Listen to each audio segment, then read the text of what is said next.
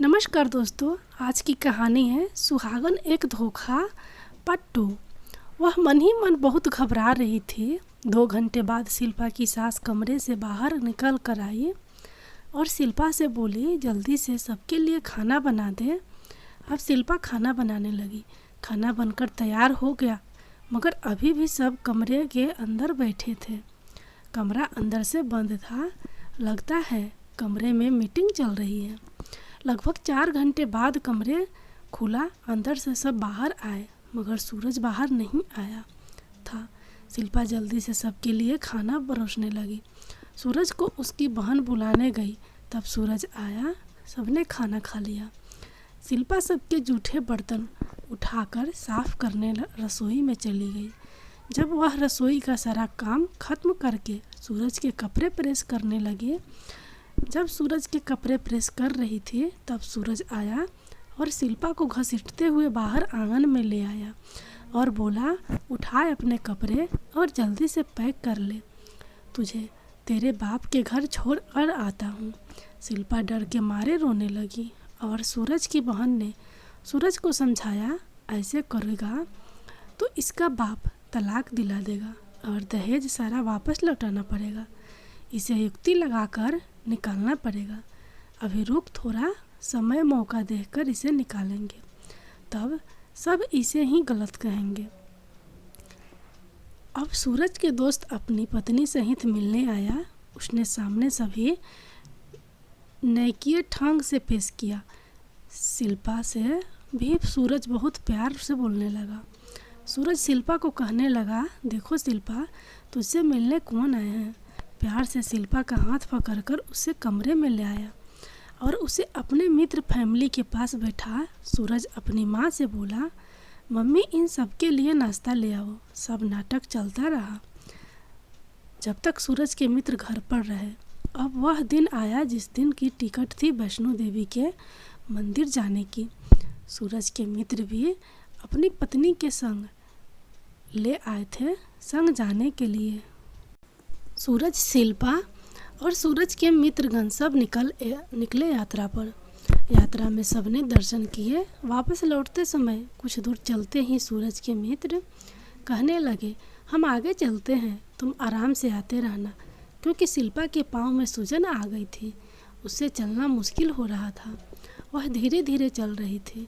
अभी 2-4 कदम ही उसके मित्र चले होंगे, तभी सूरज भी शिल्पा को वहाँ बैठा कर कहने लगा, तुम यहाँ बैठो, मैं अभी आता हूँ।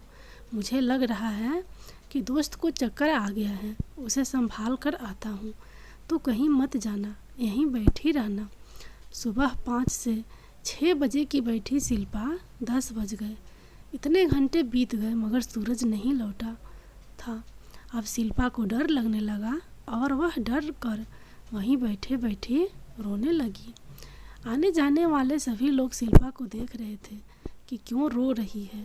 फिर एक महिला ने हिम्मत करके शिल्पा से पूछा, बेटी रो क्यों रही है? क्या तेरे साथ वाले तुझसे बिछड़ गए हैं?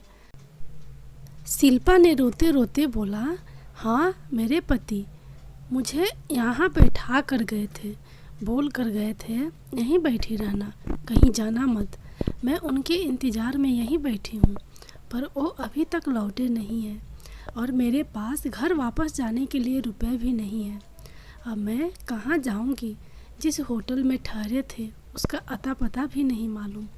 फिर उस महिला ने हिम्मत बढ़ाई और बोली, बेटी डर मत, यह माता का दरबार है, यहाँ किसी का बुरा नहीं होता। हो सकता है तुम्हारे पति साझी छत के कमरे में आराम कर रहे होंगे। साझी छत यहाँ से थोड़ी ही दूरी पर है। वहाँ जाकर तुम जो कमरे बने हैं उनमें देखना, माता रानी की कृपा से तुम्हें तुम्हारे पति मिल जाएंगे। शिल्पा ने हिम्मत करी और धीरे धीरे साझी छत की तरफ चल पड़ी। कैसे तैसे करके वह साझी छत पहुँची। वहाँ वह थोड़ी देर बैठकर आराम किया और हर आने जाने वाले को गौर से देखने लगी, कहीं शायद उसके पति तो नहीं हो। इनमें से कुछ आराम करके वह साझी छत पर बने कमरे में सब कमरों में झांक झांक कर देखने लगी।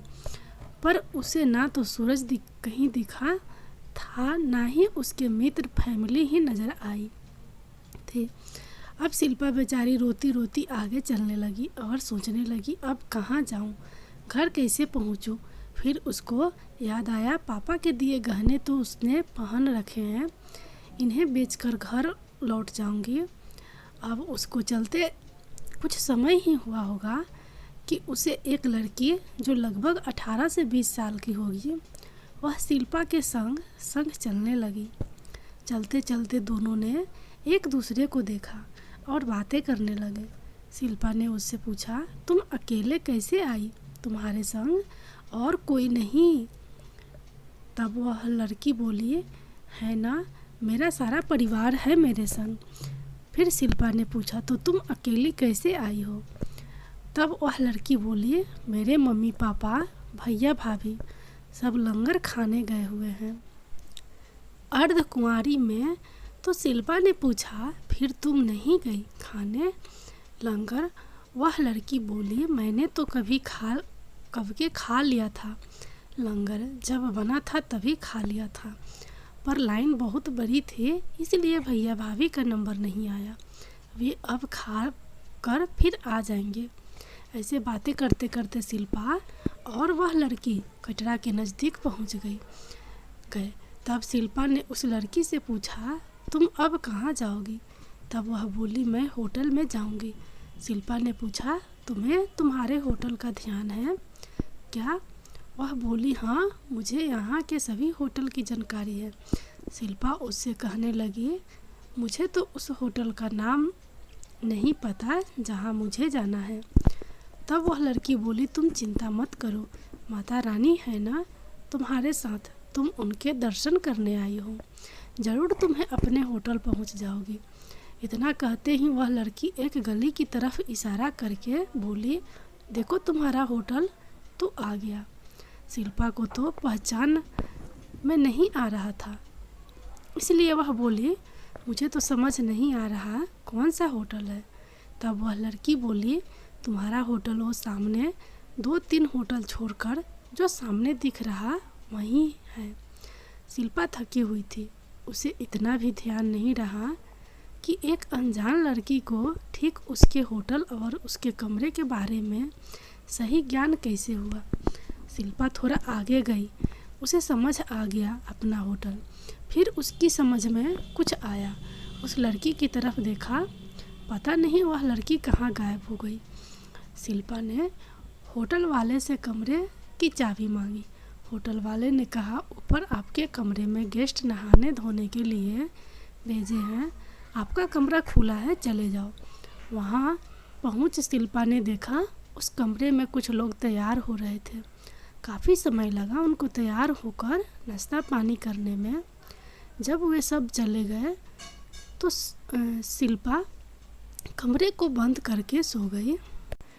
रोते रोते उसे कब नींद आ गई पता ही नहीं चला। शाम को एक लड़के ने आकर ज़ोर से दरवाज़ा खटखटाया, बोला, मैडम आपसे कोई मिलने आया है। शिल्पा ने सोचा किसी और का मेहमान होगा, उससे मिलने कौन आएगा।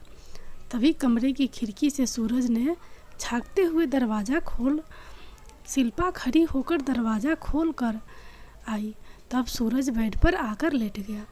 दोनों चुपचाप लेटे रहे। फिर एक महिला आई और शिल्पा से बात करने लगी। अब होटल वाला लड़का आया और बोला, साहब कमरा खाली करना है तो अभी कर दो, हमारे कस्टमर आए हुए हैं।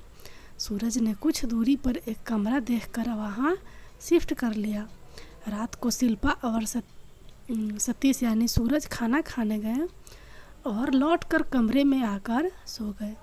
सुबह सूरज के मित्र आए, फिर सब मिलकर बाजार गए, खाना खाए, थोड़ा बहुत सामान खरीदा। रात को रेलगाड़ी पर सवार हो वापस घर लौट गए। अब वैष्णो देवी से लौटे उन्हें कुछ ही दिन हुए थे कि बहुत बड़ी लड़ाई हुई, जिसमें शिल्पा के परिवार वालों को बुलाया गया और योजना के तहत जो भी पहले से सोचकर प्लानिंग के अनुसार शिल्पा की न जाने क्या क्या कमियां बताई जाने लगी। शिल्पा को घर से निकालने की पूरी तैयारी थी। शिल्पा के भैया, चाचा सब आए हुए थे। शिल्पा को एक कमरे में बैठाकर उसके रिश्तेदारों को दूसरे कमरे में ले जाकर मनगढ़ंत बातें बताने लगे। मसलन शिल्पा ने ये किया, शिल्पा ने वो किया। तब सूरज शिल्पा को बुलाकर दूर एक कमरे में ले गया। वहाँ पीछे पीछे सूरज के पिता भी आए और कमरे में आकर बोले, तेरे शरीर पर जितने भी गहने हैं सब उतार कर यहाँ मेज पर रख दे। पर शिल्पा कहने लगी, क्यों, कोई बात हुई है क्या? इतने में सूरज गुस्से से शिल्पा से बोला, तेरे को एक बार बोला समझ नहीं आता, चुपचाप रख दे तेरे सारे गहने उतार कर। तब शिल्पा ने वे गहने उतार कर मेज पर रख दिए।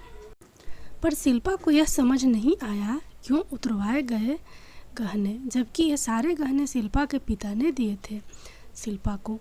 मगर शिल्पा ने उनके कहने पर सब गहने रख दिए और सूरज के पिता ले जाकर वह गहने शिल्पा के परिवार वालों के सामने रख कर बोले, यह देखो आप, अब खुद ही देख लो कितनी बदतमीज है तुम्हारी बेटी, मेरे मुंह पर गहने मारकर फेंक दिए। फिर शिल्पा के चाचा को कुछ गड़बड़ लगा, इसलिए जब शिल्पा के ससुर उठकर उस कमरे में आए थे वो पीछे आए और कमरे के बाहर खड़े उन्होंने खुद देखा सुना था, इसलिए वो बातों में नहीं आए। फिर दिन भर की बहस के बाद शिल्पा के रिश्तेदारों ने कहा, ठीक है, अभी तुम्हारे घर का माहौल गरमाया हुआ है, इसलिए शिल्पा को कुछ दिनों के लिए पीहर भेज दो। अब शिल्पा को भैया पीहर ले गए। वहाँ शिल्पा के भैया भाभी शिल्पा के जाने के बाद भाभी के पीहर चले गए, क्योंकि शिल्पा की भाभी की डिलीवरी होने वाली थी और वह अपनी माँ के पास जाकर डिलीवरी करवाना चाहती थी।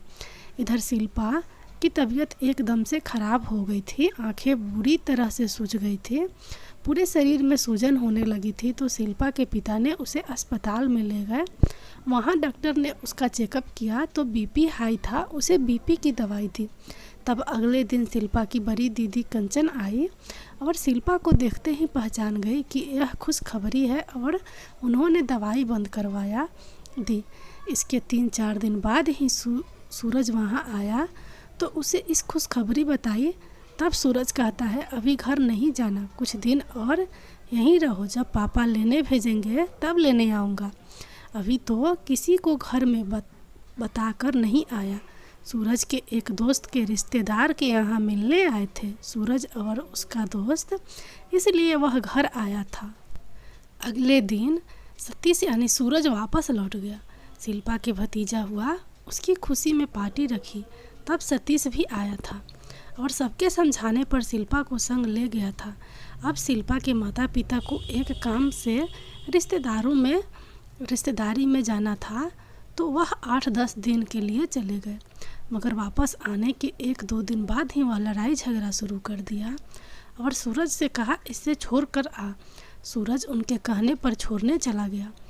इस तरह शिल्पा की डिलीवरी होने तक वहीं रखा, शिल्पा के मायके में। शिल्पा ने कई बार फ़ोन भी किया वापस जाने के लिए, मगर हर बार सूरज टाल देता। ना तो सूरज खुद फ़ोन करता, ना ही लेने आता था। शिल्पा फ़ोन करती तो कभी तो बस हाँ हूँ करके काट देता था। अब वह दिन आया जब शिल्पा के डिलीवरी होने का टाइम आ गया। शिल्पा के घर वालों ने शिल्पा को हॉस्पिटल ले गए। रोज़ के लड़ाई झगड़े के कारण शिल्पा टाइम से खाना नहीं खाती थी। इस कारण शिल्पा बहुत ज़्यादा कमज़ोर थी। डिलीवरी के टाइम ना तो शिल्पा बच पाई, ना ही उसके बच्चे। आखिरकार वही हुआ जो उसके ससुराल वाले चाहते थे।